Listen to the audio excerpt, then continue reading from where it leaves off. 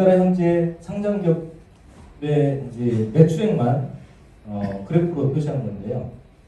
여기 보시면 매출액이 1,000억으로 일정한 회사였습니다. 이게 이제 22년 정도 되는데, 요 분기가 성장의 초기라고 보시면 됩니다. 이 회사는 줄곧 1,000억 미만으로 매출액이 하다가 어느 특정 분기에 1,500억 매출액이 나왔습니다. 굉장히 이례적인 경우죠.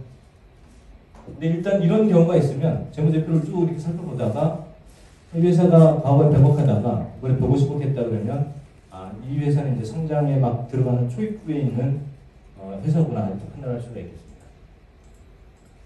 성장의 초기는 이제 시가총액에 따라서 조금 달리 볼 수도 있는데 어쨌든 매출액 증가하는 회사고요. 매출액이 증가하는 이유를 따져보시는 게 중요할 것 같습니다. 그래서 이 부분은 좀 이따가 설명드리도록 하겠고요. 일반적으로 성장 초기에 있는 회사는 매출액은 증가하는데 이상하게도 영업이익은 증가하지 않습니다. 순이익도 증가하지 않고요. 매출액만 증가하는 경우가 있습니다. 그거는 좀 이따 좀 같이 살펴볼 텐데, 여기서 기업의 매출액이 증가하는 이유를 한번 좀 살펴보면요. 첫 번째는 신상품 개발입니다.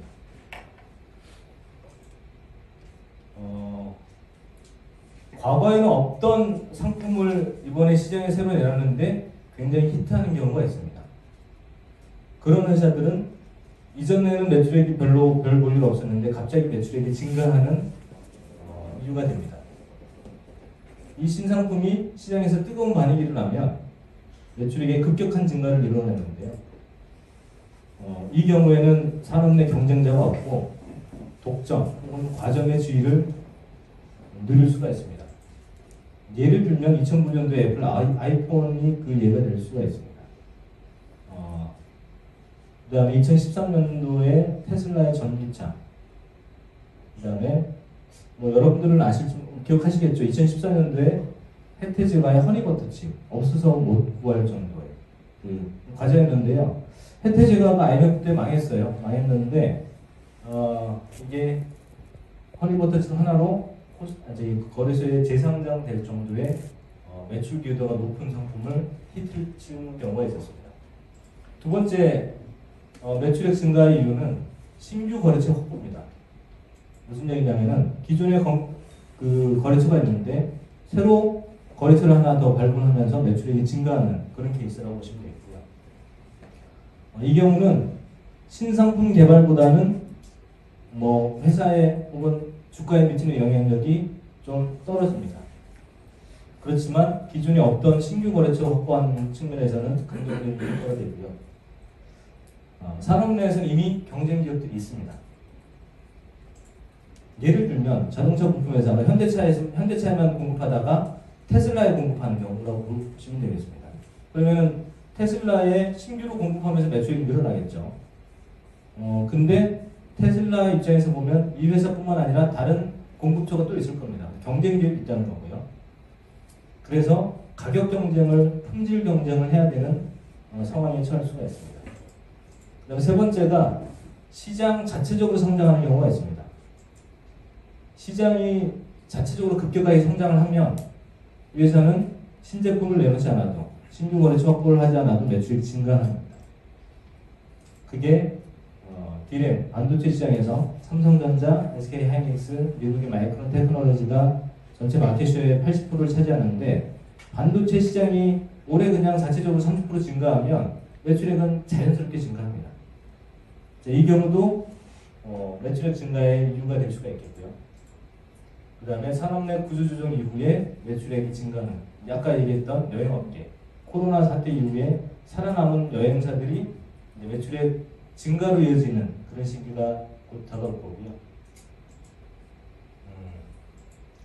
마지막으로는 M&A. 회사를 하나 인수했습니다.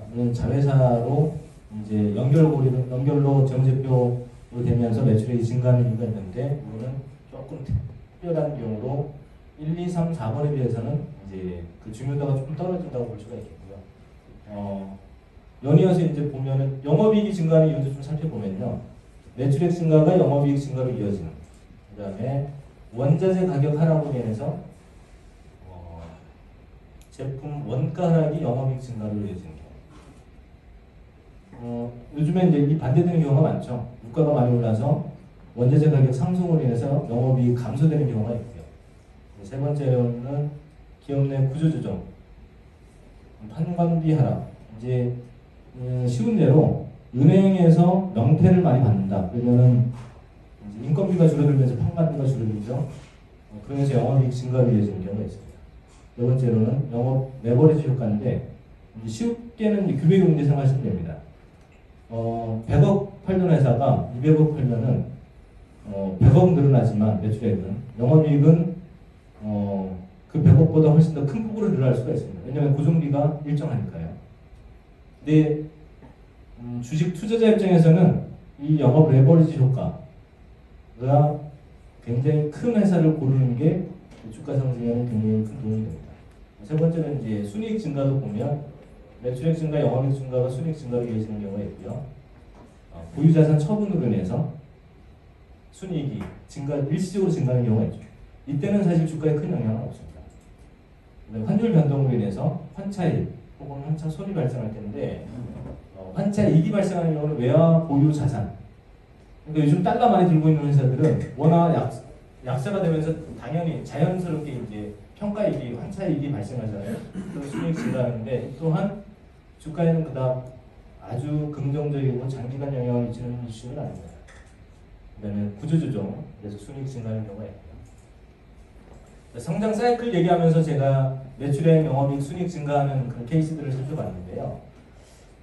이 말씀 드리려고 앞선 설명을 드렸습니다. 일반적으로 성장 초기 이런 경우는 전년 동기 대비 매출액은 증가하지만 영업이익은 증가하지 않는데 이유가 신제품을 출시하는 경우는 시장 내에서 인지도 확보를 위해서 마케팅 비용을 많이 쓰기 때문에 영업이익이 그만큼 늘지 않습니다. 이해되시죠? 그 다음에 신규 매출처 확보하는 경우는 새로 거래처를 확보하기 위해서 저가로 입찰을 합니다. 그러니까 매출액은 늘어나지만 영업이익이 증가하지 않습니다. 그 다음에 업종 내 구조조정 같은 경우는 이미 만들어 놓은 공장이나 뽑아놓은 직원들이 있기 때문에 고정비 부담이 큽니다. 그래서 매출액이 증가하여도 일정 수준까지는 영업이익이 증가하지 않는 그런 경우가 생깁니다. 그 다음에 일반적으로 성장의 초기에는 매출액 증가율이 영업이익 증가율보다 큽니다. 매출액 증가율이 30%다 그러면 영업이익 증가율은 10%나 5% 정도 됩니다. 앞서 그림에서 보셨던 것처럼 분기 과거 3년, 4년 평균 매출액이 100억인데 갑자기 매출액이 50% 이상 증가하는 이 분기가 성장의 초기라고 볼 수가 있겠고요. 이게 이제 이 회사의 영업이익 순이익을 표로 나타낸 건데 말씀드렸던 것처럼 영업이익 순이익은 적자라는 회사가 있습니다. 그러니까 갑자기 매출이 증가한다고 해서 이 회사 투자해야 되겠다. 이게 아니고 좀 더 들여다봐야 된다는 말씀을 드리고 싶은 거고요. 본격 성장기. 성장의 초기에는 매출이 증가하는 회사들이 나오면 그냥 이렇게 종목을 적어놨다가 회사를 적어놨다가 관심 종목에 등록시키고 그냥 지켜보시면 됩니다. 근데 이 본격 성장기는 2개 분기 연속으로 매출액이 급격하게 증가하는 회사가 보인다. and 영업이익도 똑같이 30% 이상 증가하는 회사가 보인다. 그러면은 본격 성장기로 판단하셔도 된다고 말씀드릴 수가 있습니다. 이 차트를 보시면 이제 분기 평균 매출액이죠. 한 1,200억 정도 하는 회사인데 갑자기 전년 동기 대비 혹은 과거 3년 평균 매출액 대비해서 50% 이상 증가를 했습니다. 성장의 초기였고요. 매출액 증가했는데 이 회사는 매출액 증가만큼 영업이익도 증가를 했습니다. 근데 이 성장의 추세가 계속 이어지면 이게 본격 성장이라는 거죠. 재무제표를 통해서 이거는 매 분기마다 확인이 가능합니다. 이 본격 성장기에 해당이 되면 이 회사는 3년 전 혹은 2년 전 회사와는 완전 다른 회사가 됩니다. 그리고 영업이익 순이익도 과거에는 적자 나는 회사였는데 지금은 1년에 뭐 1,000억, 1조, 2천억 이렇게 버는 회사가 되어버립니다. 그러면은 제가 처음 말씀드렸던 현재 및 미래의 배당을 많이 줄 수 있는 회사, 성장성이 큰 회사가 되는 겁니다. 이런 회사를 투자해야 된다고 말씀드리는 건데 이 본격 성장기에 해당하는 회사를 선택하는 게 투자자 입장에서 가장 좋은 결과를 볼 수 있다는 거죠. 아까 그 그래프에 나온 회사가 어디예요? 그건 말씀 못 드립니다. 조금 이따가 말씀드리겠고요. 이제 성장 초기, 그 본격 성장기에 막 접어든 회사는 투자를 해야 되고요. 내가 가지고 있는 회사가 계속 본격 성장기에 해당이 되는 회사다. 보유하고 있으면 됩니다. 수익률이 가장 좋은, 높은 시기가 되겠고요. 말씀드렸던 영업 레버리지 효과가 극대화되는 시기이고요. 최근 1, 2년 동안 주가는 가장 고점 부분에 위치하고 있습니다. 근데 고점을 이제 막 뚫기 시작한 회사는 더 높이 올라갈 가능성이 많거든요. 그래서 52주 신고가 부분이고요. 본격 성장기가 길수록 주가 상승률은 적게는 50%에서 많게는 1000%, 10배까지 가는 회사들이 생길 수가 있습니다. 기업의 성장 내용에 따라서 본격 성장기의 기간이 결정이 되고요. 신제품 출시의 경우에는 이제 시장 내에서 진위가 확고하게 유지가 되고 경쟁업체가 등장하긴 하지만 마켓시어 자체가 비교할 수 없을 정도로 이 초기에 시장 만들어낸 회사가 프리미엄을 받게 되고요. 신규 매출처를 확보하고 있는 경우는 이 본격 성장기가 경쟁 기업이 이미 있기 때문에 길지 않을 수도 있습니다. 업종 내 구조조정 이런 경우에 해당된다면 그건 업황의 장어가 되겠고요. M&A 같은 경우는 이제 개별 케이스로 해당이 되겠습니다. 성장 정책인데요. 본격 성장기에서 성장 정체기로 접어드는 구간에는 본격 성장기의 마지막 구간으로 볼 수가 있는데요. 영업이익, 매출액, 영업이익, 순이익 증가율이 그야말로 정체가 되는 시기입니다. 그래서 전년 동기 대비 마이너스 10%에서 10% 정도 왔다 갔다 하고요. 이 차트를 보시면 이때가 평균이고 이게 이제 성장의 초기고 이게 본격 성장기가 될 텐데 이 구간이 성장이 정체되는 시기라고 볼 수가 있습니다. 그래서 한창 성장하는 이 회사에서 정체 구간이 오면 신규 매수하는 건 금지고요. 이제 보유하고 있는 주식을 파는 시점을 골라야 됩니다. 매도를 해야 되는 시기고요. 근데 언론에서나 이제 증권사 애널리스트들은 이 회사가 사상 최고 매출액을 기록한다, 사상 최대 영업이익을 기록한다 등등의 이유로 보고서가 많이 나오고요. 뉴스도 많이 나옵니다. 신문이나 언론에서. 주가는 청구가 부분에서 등락을 거듭하고요. 손바뀜이 많이 일어나고요. 본격 경쟁 체제로 들어가면서 시장 내 후발, 이제 시장 진입 기업들이 많이 생깁니다. 그래서 가격 경쟁을 하기 때문에 수익성이 떨어지고요. 설비 투자 증설하면서 이제 고정 비용이 올라가고요. 이제 수주 경쟁이 들어가기 때문에 가격 경쟁으로 이어지고요. 그래서 이익률 이 자체가 둔화되는 시기로 보시면 되겠습니다. 쇠퇴기는 기업의 성장성이 이제 없어지는, 오히려 역성장하는 시기가 됩니다. 그래서 매출액, 영업이익, 순이익 증가율이 전년 동기 대비해서 마이너스가 나는 기간입니다. 이때 보시면 이게 성장의 정책이겠죠. 큰 성장의 어떤 퍼포먼스가 없이 분기별로 계속 이어지다가 요 기간 매출액이 줄어들죠. 영업이익 순이익은 적자가 나죠. 이제 이 회사 같은 경우는 성장의 정책이 쇠퇴기, 그다음에 다시 매출액, 영업이익이 조금씩 증가하는 성장의 초기, 이런 이제 짧은 그 사이클을 그려나가는 것 같습니다. 쇠퇴기는 주식 투자를 해서는 안 되고요. 보유하고 있는 주식이 혹 남아있다면 빨리 팔아야 됩니다. 근데 갑자기 매출액이나 영업이익 순이익이 주는 경우가 있습니다. 쇠퇴기가 아닌데 예외적인 경우인데 사업부를 매각하거나 회사를 분할할 경우에는 회사 자체는 변함이 없는데 숫자는 훼손된 경우가 발생할 수 있습니다. 예를 들면 한 3년 됐나요? 2년 됐나요? LG전자가 핸드폰 사업부를 이제 분할해서 더 이상 그 스마트폰을 안 만들기로 결정했습니다.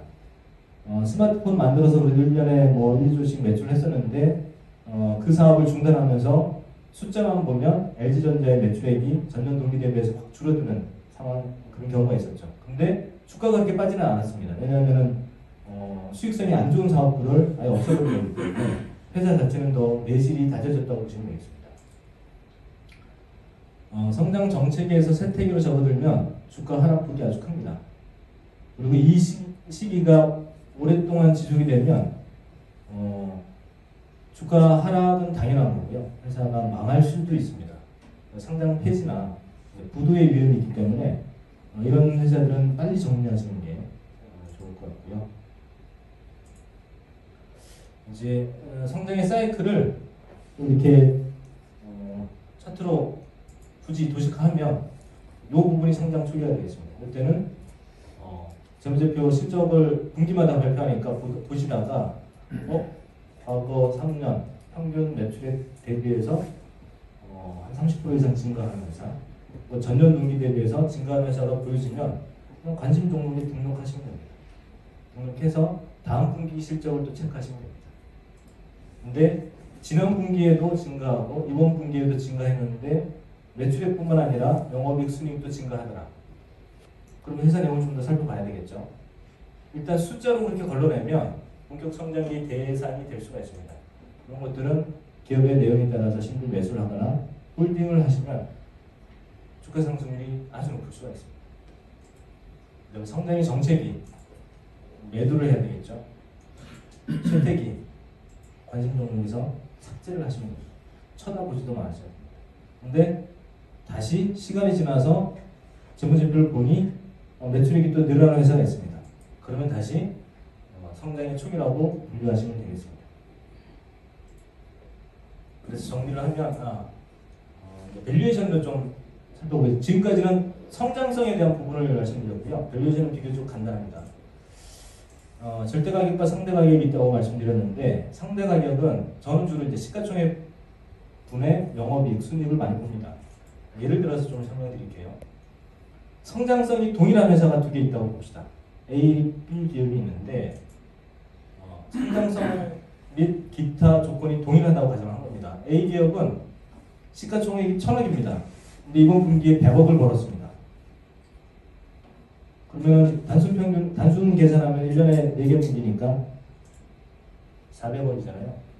분기의 영업이익률은 이제 이익률이 10%인데 연간 환산하면 40%가 되고 이걸 굳이 이쪽 업계에서 쓰는 용어 퍼로 하면은 2.5배가 됩니다. 퍼가 2.5배라는 거는 이 회사는 2년 반만 돈을 벌면 시가총액만큼 돈을 벌면 굉장히 높은 이익률이 보장된 회사라고 보시면 되고요. 이 기업은 똑같이 1,000억짜리인데 분기의 이익이 10억이다.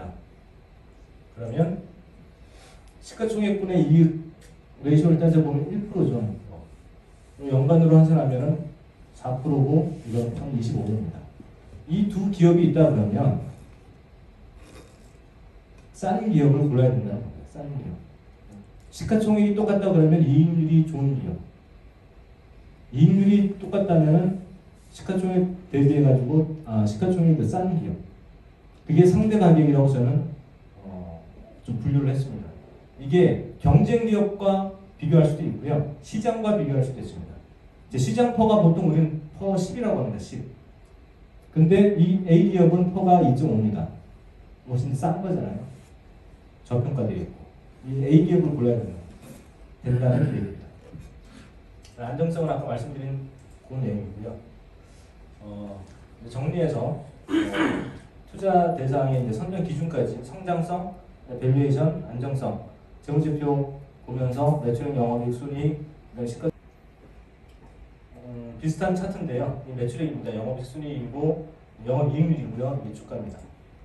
이게 이제 성장의 초기죠. 이게 분기 3년 혹은 전년 동기 대비해서 갑자기 급성장하는 200억짜리 분기 매출액이 400억을 하는 경우가 생겼습니다. 자, 매출액 증가하는 이유가 뭔지는 잘 모르죠. 숫자만 보면. 크게 4개 중에 하나겠죠. 신제품을 출시했거나 신규 거래선을 확보했거나 뭐 구조조정이 끝나고 이제 뭐 증가하거나 M&A를 했거나 뭐 그런 거겠죠. 근데 성장의 초기는 보신 것처럼 말씀드렸던 것처럼 매출액은 증가하지만 영업이익 순이익은 크게 증가하지 않습니다. 비용 자체가 부담했기 때문에. 그 다음에 영업이익률도 뭐 5%에서 왔다 갔다 합니다. 주가도 매출액은 증가하지만 이익률이 증가하지 않기 때문에 5,000원에서 왔다 갔다 합니다. 근데 본격 성장기에 접어들면서 영업이익 순이익도 늘어납니다. 그 다음에 마진도 같이 늘어납니다. 이제 영업 레버리지 효과가 조금 나타난다고 봐야 되겠죠. 그리고 주가도 여기 이제 한 6,000원대에서 18,000원까지 갔다가 14,000원 정도 됩니다. 이 회사의 재무제표를 정리한 겁니다. 맨 위에 줄이 매출액이고요. 밑에가 매출액의 증가율, 영업이익 증가율, 순이익 증가율. 그다음에 이게 주가입니다. 이게 시총이고요. 그래서 보시면 여기 이제 성장의 초기가 되겠습니다. 갑자기 전년 동기 대비해서 50%가 늘어났습니다. 근데 그 다음에 봤더니 순이익이 적자가 나죠. 저는 기본적으로 영업이익이든 순이익이든 적자라는 회사는 보지 않습니다. 그러니까 일단은 제외를 시켰다가 그 다음 분기에 좋은 숫자로 나온 증가율이 보입니다. 근데 주가, 그 다음에 시가총액, 주가랑 주식수랑 곱하면 시가총액이 나오잖아요. 이 시가총액 대비해서 영업이익 순이익 레이쇼를 따져봤더니 분기에 3.3%, 분기에 1.5%, 그다음 높은 수치는 아닙니다. 밸류에이션 상에서 일단은 투자 대상에서는 그게 뭐 좋게 평가하지는 않았고요. 그 다음 분기에 아니나 다를까 또 적자가 났습니다. 근데 그 이후에도 계속적으로 증가율이 보여지는데 이번에는 영업이익 순이익도 굉장히 큰 폭으로 증가를 합니다. 그래서 본격 성장기에 해당했다라고 생각이 돼서 이때 6,330원에 서서 18,000원, 14,000원 정도에 지금 보유를 하고 있는 종목입니다. 이 회사는 앞선 회사 또 다른 회사인데요. 빨간색은 다 적자나는 구간이었습니다. 보시면 영업이익이 숫자가 지금 뭐 조금 흐릿해서 잘 안 보입니다만 2020년 1분기까지 누적 적자가 굉장히 컸습니다. 계속 적자였고요. 근데 2020년 2분기에 숫자는 드러나지만 증가율은 마이너스였고요. 3분기에 19%, 영업이익은 690%, 순이익은 120%. 이게 이제 굳이 성장의 초기로 따지면 이때가 성장 초기로 볼 수가 있겠습니다. 매출액이 전년 동기 대비 과거 3년 평균 대비해서 증가하는 이 부분이 이제 성장 초기고요. 이때 영업이익은 늘어나지만 순이익은 늘어나지 않고요. 1월 갔더니 부채 비율이 455%였습니다. 굉장히 높은 편이었죠. 그 다음에 영업이익률, 오퍼레이션 마진 레이쇼가 10%대, 순이익률 뭐 얼마 안 되고요. 주가는 12,000원, 11,000원 정도 됐습니다. 근데 그 이후로도 실적을 봤더니 매출액이 계속 증가, 그것도 아주 큰 폭으로 증가하는 게 보여졌습니다. 48%, 85%, 161%, 134% 이렇게. 근데 영업이익 순이익도 봤더니 되게 큰 폭으로 증가를 했습니다. 이 회사가 매년 2천억, 5천억 적자 나는 회사였는데 2020년도에는 9천억 적자 났고요. 2021년도에는 7조 3천억을 영업이익으로 벌어들였습니다. 맨날 적자 나는 회사가 어떻게 7조씩이나 벌어들였을까요? 굉장히 이례적인 경우죠. 하지만 이 회사의 주가는 5천원 계속 바닥을 기다가 성장 초기 시점에 11,000원, 본격 성장기에 접어들 때 16,000원 정도 됩니다. 얼마까지 갔냐면은 5만원까지 갔다가 지금은 한 3만원 정도 합니다. 이 회사는 아마 여러분들 들어보시면 다 알만한 회사입니다. HM입니다. HM. 저는 실제 이 본격 성장기에 들어갔던 이때 17,000원 정도의 매수를 해서 지금도 보유를 하고 있습니다. 또 다른 사례인데요. 시간이 이제 한 10분 정도 남았으니까 마무리하도록 하겠습니다. 몇 개만 더 살펴볼게요. 이 회사는 분기에 이 정도 매출하는 회사인데 갑자기 한 30% 증가를 했습니다. 성장의 초기고요. 이때 주가가 14,000원 정도 됩니다. 영업이익 순이익도 고만고만한데 조금 증가하는 모양을 보여줍니다. 주가는 이 정도였고요. 본격 성장기로 접어드는 이후의 분기 매출액을 보면서 그 다음에 숫자를 보니까 계속 증가하는 모양새가 나오고요. 영업이익 순이익도 큰 폭으로 증가하는, 그래서 주가는 지금 한 7만 원 정도 하는 그런 회사를 숫자를 통해서 확인할 수가 있었습니다.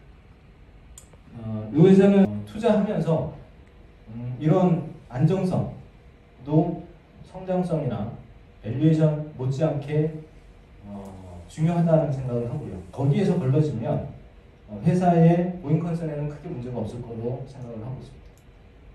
여기요. 그 조금 전에 정치 테마주로 엮여서 선정을 했는데 50개 종목 중에 선정을 했는데 그게 싫어서 이제 매도했다고 말씀하셨잖아요. 네. 근데 이미 그러기 전에 이 업체가 상장성 있는 것을 전제로 네. 샀잖아요. 네. 그러면은 굳이 팔아야 될 이유가 있었을까요? 주가가 오르면 밸류에이션에 이펙이 있는 거죠. 예, 주가가 100% 오면 시총이 100% 오르면 2배가 오른 거죠. 그렇죠. 시총이 2배가 오르면 시총 대비 영업이익이나 순이익을 레이쇼를 따져보면 그 레이쇼가 많이 낮아진 거죠. 그러니까 주가가 오르면 고평가되는 영역으로 넘어가면 그 순간에 다시 이 시스템을 돌려보면 이 종목은 50종 구간 안에 들어옵니다. 그래서 그 종목만 유일하게 좀 기억은 나는데 원칙에는 좀 부합되지 않죠. 원칙대로 하면 이거 3개월 동안 들고 가는 게 원칙이었는데 약간 제가 그 대통령 후보를 안 좋아해서 그런 것일 수도 있고요. 그런데 제가 질문한 이유가 그 원칙에 의해서 종목을 선정했는데 네. 테마주를 엮여서 매도했다고 말씀하셨거든요. 네. 그러니까 그게 정말로 그 테마주를 엮여서 싫어서 매도했는지 네. 아니면 원칙에서 벗어나서 매도했는지 그걸 좀 테마주에 엮여서 제가 싫어해서 매도를 했습니다. 그래요. 그러면 원칙이 조금 벗어나지 않아요? 그러니까 8년 동안 투자하면서 예. 단 한 번 예외적인 경우가 그때였습니다. 예. 예. 그러니까 그 이유는 제가 그 대선 후보를 별로 안 좋아해서 누군지를 묻지 않을게요. 네. 그럼 3개월 되면 50개 종목 기준으로 자동 탈락이에요?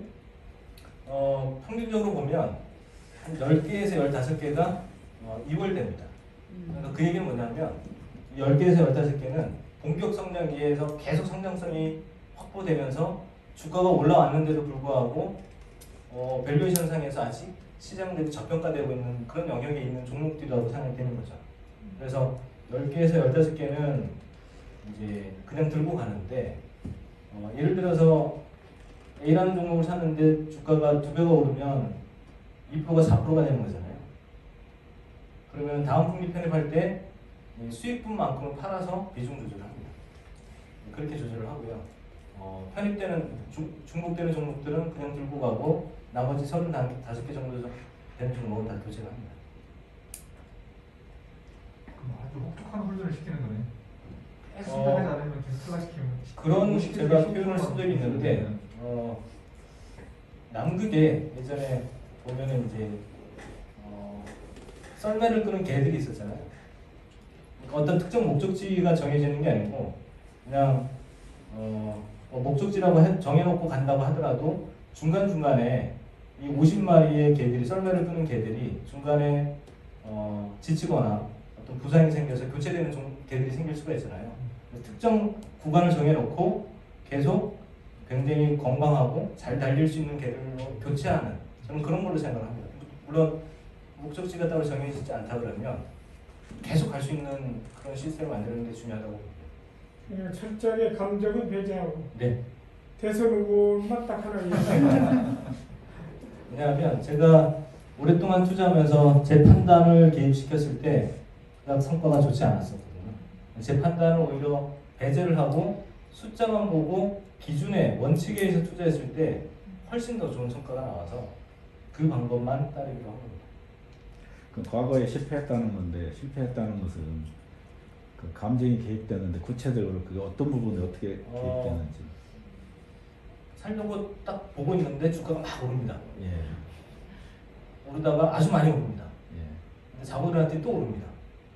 그러면 처음에 살려고 했다는 것보다 50% 100% 더 높게 올랐는데 그때 사는 거죠. 뇌동 매매를 하는 거죠. 추격 매수를 하는 거고. 근데 올라갈 걸로 생각해서 샀는데 그 다음부터 떨어집니다. 그리고 회사를 보고 회사를 이해하고 회사에 대한 신뢰가 있고 확신이 있으면 버티는데 다른 사람의 말을 듣고 루머를 듣고 뉴스를 듣고 산 종목들은 확실히 안 생기죠. 회사 내용이 어떤지 모르니까. 손실이 커지면 그 손실을 감내 빨리 잘라야 된다는 생각에 손절을 하죠. 이제 그런 악순환이 계속되면 흔히 이제 이쪽 업계에서는 계좌가 녹아든다 그러는데 조금씩 계좌 자산이 줄어들게 되죠. 그러니까 제가 많이 했던 게 부끄럽습니다만 한두 종목 집중 투자에 신용을 해서 레버리지를 3배 정도를 쓰고요. 그 다음에 종목을 스터디하지 않고 누군가 와서 야 이거 한번 사봐. 얼마까지 갈 거야. 이런 이제 남 얘기를 듣고 많이 투자를 했었던 거죠. 그런 것들을 많이 배제를 해봤습니다.